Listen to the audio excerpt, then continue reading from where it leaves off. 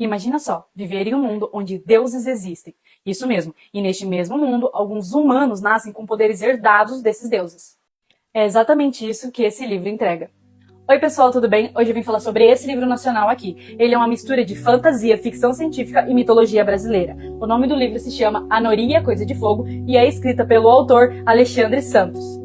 A história desse livro ele se passa em um universo, ou melhor, em um mundo onde humanos nascem com poderes herdados de alguns deuses e nesse cenário a sociedade vive sob um governo muito controlador, cheio de tensões políticas e decisões que podem afetar todo mundo. E aqui a gente acompanha o Anori, que é um soldado com poderes de fogo e que começa a questionar tudo, as missões, o sistema e até mesmo os próprios deuses. Vou começar dizendo, ou melhor, confessando, que eu me vi bem perdida em alguns momentos durante a história, porque as coisas aqui dentro elas acontecem muito rápido. Então eu acabei tendo um pouco de dificuldade para acompanhar tudo o que estava acontecendo. Mas uma das coisas que me chamou bastante atenção dentro desse livro é a forma como mistura a ficção científica, a fantasia e a mitologia brasileira. Eu achei muito bacana, achei muito legal a forma como ele descreve os personagens, os poderes de cada um deles, porque assim, não é só poder, não é só magia, tem toda uma construção de mundo, tem toda uma questão política, um conflito interno entre os personagens que eu achei muito legal. E assim, a questão da mitologia brasileira não é o primeiro livro que eu leio que tenha os personagens da mitologia.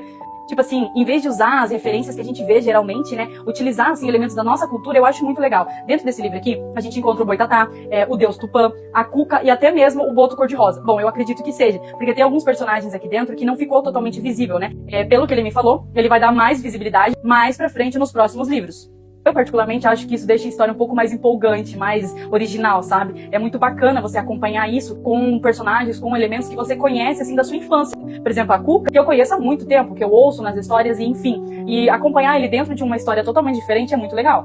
Mas ó, eu já aviso, o clima desse livro aqui não é leve não, tá? É uma história pesada, com tensões políticas o tempo inteiro, decisões muito difíceis e consequências extremamente reais.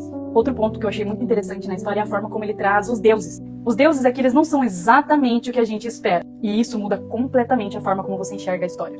Mas pra resumir, então é isso. Se você gosta de uma fantasia com ficção científica e um pouquinho da mitologia brasileira, esse livro é pra você. E cá entre nós, se eu tivesse o poder de fogo do Anori, eu provavelmente resolveria vários problemas. Ou arrumaria mais.